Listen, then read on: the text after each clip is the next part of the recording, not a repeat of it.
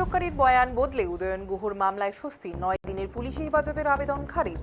রাজ্যের প্রাক্তন মন্ত্রী উদয়ন গুহর বিরুদ্ধে চলা মামলায় আদালতে নতুন মোড়।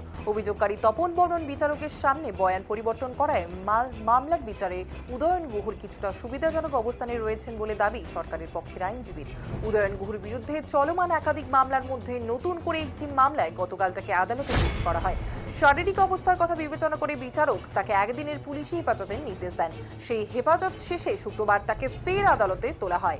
এদিন বিচারকের সামনে বয়ান দিতে গিয়ে অভিযোগকারী তপন বর্মন তার আগের বক্তব্য পরিবর্তন করেন বলে জানান সরকার পক্ষের আইনজীবী মৃগাঙ্ক সেনগুপ্ত।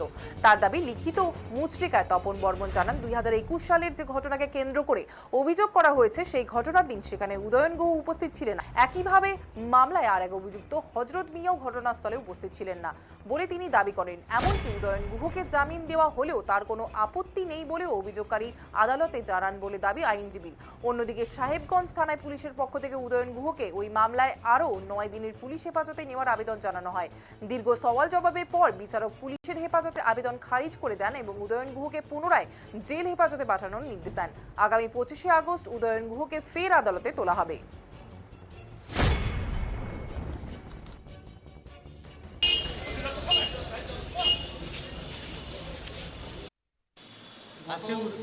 গত 2021 সালের 26শে নভেম্বর তপন কুমার বর্মন, যার যে সাহেবগঞ্জ থানা এলাকার বাসিন্দা, সে একটি এজাহার করে।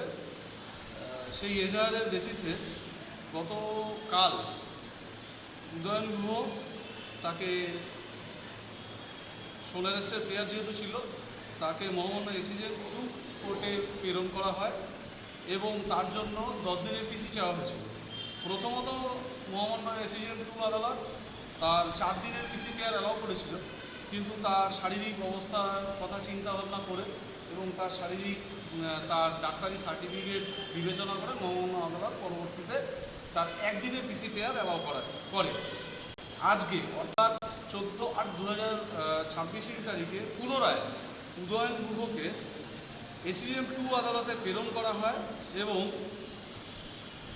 আজকেও প্রেরণ করা হয় এবং আরও একজন আসামি, যার নাম আমি বলে দিচ্ছি, যার নাম হচ্ছে হযরত মিয়া, তাকে পুনরায় আজকে অ্যারেস্ট করে মহামান্য এসিএম 2 কোর্টে প্রেরণ করা হয় এবং দুজনের জন্যই 9 দিনের পিসি চাওয়া হয়েছে। কিন্তু আজকে মহামান্য এসিএম 2 আদালতে এই যে ডিফ্যাক্টো কমপ্লেনেন্ট অর্থাৎ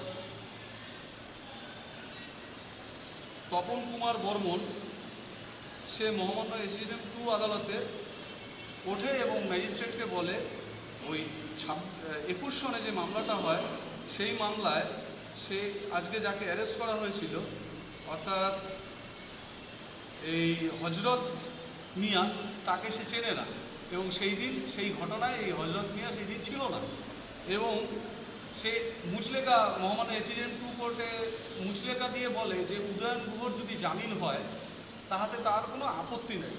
সেই দিক বিবেচনা করে মহামান্য এসিডেন্ট 2 আদালত আজকে এই দুজনের, উদয়ন গুহ এবং হযরত মিয়া, তাদের জামিন নামঞ্জুর করে তাদেরকে 25/8/2026 তারিখে পুনরায় কোর্টে প্রোডাকশনের ডেট রাখে এবং পিসি পেয়ার, যে 9 দিনের পিসি পেয়ার চাওয়া হয়েছিল দুজনে, সেই পিসি পেয়ারটাকে সে অ্যালাউ করেনি।